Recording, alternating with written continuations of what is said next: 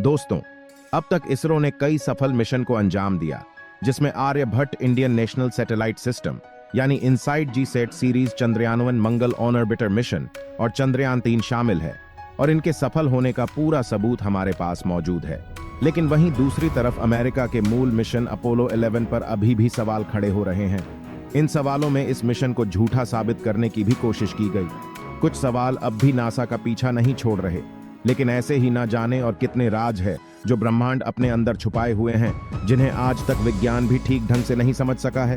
और अब इसकी स्टडी के दौरान ऐसी चौंकाने वाले खुलासा हो रहे हैं जिसके बारे में अब तक जितना हम जानते हैं उसे पर भी सवाल खड़े हो रहे हैं।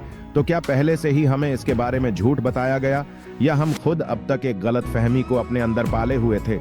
हमारे ब्रह्मांड के आसपास छिपे राज को जानने के लिए हम जैसे जैसे इसकी गहराई में उतर रहे हैं, वैसे वैसे अंतरिक्ष से जुड़े गलत धारणाओं का खुलासा करना दिलचस्प होता जा रहा है।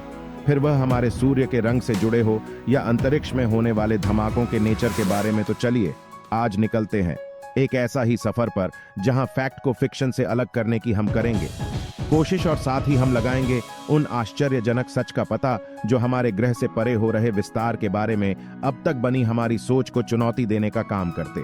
सबसे पहले बात करते हैं सूर्य के कलर की। दोस्तों, सूरज को अक्सर आग का पीला गोला समझा जाता है, वही इसे अंतरिक्ष से देखे जाने पर यह हरा दिखाई देता है। दरअसल सूरज के यह बदलते रंग तारे के टेम्परेचर और उससे निकलने वाली रोशनी के स्पेक्ट्रम पर तय होता है। सूरज अपनी ज्यादातर एनर्जी हरे रंग के करीब के वेवलेंथ में बाहर निकलते हैं, लेकिन जब इस धरती से देखा जाता है तो हमारे एटमॉस्फेयर यानी वातावरण द्वारा नीली रोशनी बिखरने की वजह से सूरज पीला दिखाई देता है। लेकिन अगर सच में हमारा सूर्य पीला होता तो पृथ्वी काफी ठंडी होती। दूसरा है सूर्य का नेचर यानी प्रकृति। हमारा सूरज आग से भरा हुआ नहीं है, बल्कि यह गैस से भरा एक बड़ा गोला है जो मुख्य रूप से हाइड्रोजन और हीलियम से बना है, यानी आज से बिल्कुल अलग, जिसमें ऑक्सीजन के साथ केमिकल रिएक्शंस होते हैं। दोस्तों, सूर्य एक परमाणु यानी न्यूक्लियर रिएक्टर की तरह काम करता है। यह हीलियम बनाने के लिए लगातार हाइड्रोजन परमाणुओं को मिलाने का काम करता है, जिससे भारी मात्रा में ऊर्जा निकलता है और यह बहुत ज्यादा गर्म हो जाता है। इसमें तीसरे नंबर पर है अंतरिक्ष में विस्फोट या धमाका। सिनेमैटिक नज़ारे से बिल्कुल अलग बात करें तो अंतरिक्ष में विस्फोट नहीं हो सकते, क्योंकि वहां किसी भी चीज को जलाने के लिए हवा नहीं होती है। जैसा कि हम जानते हैं कि ऑक्सीजन के बिना आग नहीं लगते। ऐसे में स्पेसशिप अंतरिक्ष की खाली जगह में हिंसक विस्फोटों की वजह से नीचे नहीं जाते। चौथे नंबर पर है तारों को काउंट करना यानी कि गिनना। ऐसा कहा जाता है कि आसमान में तारे इतने हैं कि उन्हें गिना ही नहीं जा सकता, लेकिन अब यह सोच गलत साबित हुई है। येल ब्राइट स्टार कैटलॉग के मुताबिक ऐसे 9120 स्टार है जिनको पृथ्वी से नग्न आंखों से भी आसानी से देखा जा सकता है, और वैज्ञानिकों ने उन्हें सूचीबद्ध भी किया है। पांचवा है एस्टेरॉयड बेल्ट नेविगेशन। दोस्तों, एस्टेरॉयड बेल्ट के जरिए नेविगेशन करना उतना चैलेंजिंग नहीं जितना अक्सर बताया जाता है। हालांकि इसमें खरवों स्पेस रॉक्स यानी चट्टानें हैं जो काफी दूरी तक फैली हुई है, जिससे स्पेसक्राफ्ट के टकराने की संभावना बहुत कम हो जाता है। इसके बाद बात करते हैं अंतरिक्ष में फ्रिज यानी जमने की। दोस्तों, अंतरिक्ष में आपको भेज दिया जाए तो आप तुरंत वहां नहीं जम जाओगे, क्योंकि अंतरिक्ष की खाली जगह में गर्मी जल्दी से ट्रांसफर नहीं होते। इसीलिए आपके शरीर को जमने में यानी फ्रिज होने के प्रक्रिया में काफी घंटे लग जाएंगे। आपके लिए पहले खतरा होगा ऑक्सीजन की कमी का। अब बात करते हैं गैर विस्फोटक अंतरिक्ष यात्रा यानी नॉन एक्सप्लोसिव स्पेस ट्रैवल की। अंतरिक्ष में आप अगर जाते हो तो आपका वहां विस्फोट नहीं हो सकता, बल्कि एटमॉस्फेरिक प्रेशर की कमी की वजह से आपका ब्लड स्ट्रीम्स यानी खून के प्रवाह में नाइट्रोजन के बुलबुले बन जाएंगे, जिसकी वजह से आपका शरीर फूलने लगेगा। हालांकि ऑक्सीजन न होने के कारण आप बेहोश हो सकते हैं और फिर आपके ओन ऑर्गन्स भी फेल हो सकते हैं। अगला है अंतरिक्ष में तापमान। वैसे अंतरिक्ष हर जगह से एक जैसा ठंडा नहीं है।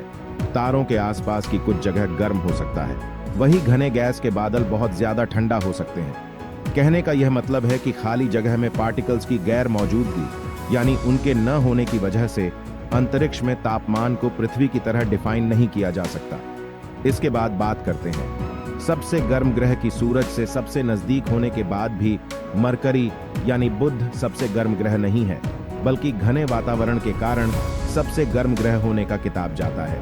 वीनस यानी शुक्र ग्रह को जो ग्रीन हाउस इफेक्ट बनाते हैं, जो गर्मी को रोक लेता है, जिसकी वजह से इसके सतह का तापमान बढ़ जाता है। अगला है सोलर सिस्टम मोमेंट, जो कभी भी स्टेबल यानी स्थिर नहीं है। यह 220 किलोमीटर प्रति सेकंड की रफ्तार से अंतरिक्ष में चलता है। यह फिक्स कॉस्मिक लोकेशन की धारणा को चुनौती देते हुए हर 230 मिलियन साल में मिल्की वे के चारों तरफ अपनी एक परिक्रमा यानी ऑर्बिट को पूरा करता है। इसके बाद बात करते हैं प्लेनेटरी ऑर्बिट्स यानी ग्रहों की कक्षाओं की। तो दोस्तों, कोई भी ग्रह सूरज की परिक्रमा सीधे तरीके से नहीं, बल्कि वे और उनके चंद्रमा एक बड़ा केंद्र की परिक्रमा करते हैं, जिसे बेरी सेंटर कहा जाता है। जहां यह केंद्र पृथ्वी के लिए सूर्य के पास है, वही यह बृहस्पति यानी जुपिटर जैसे बड़े ग्रहण के लिए काफी दूर है। अब बात करते हैं पृथ्वी के आकार की, जो अंतरिक्ष से देखने पर गोल दिखता है, लेकिन यह पूरा गोल नहीं है, बल्कि एलिप्सॉइड यानी एक दीर्घ वृत्ताकार है। इक्वेटर पर उभर यानी उठाव ग्रह के रोटेशन के कारण पैदा हुए सेंट्रीफ्यूगल फोर्स की वजह से होता है, जिसके परिणाम स्वरूप इक्वेटर पर गुरुत्वाकर्षण खिंचाव थोड़ा कमजोर हो जाता है।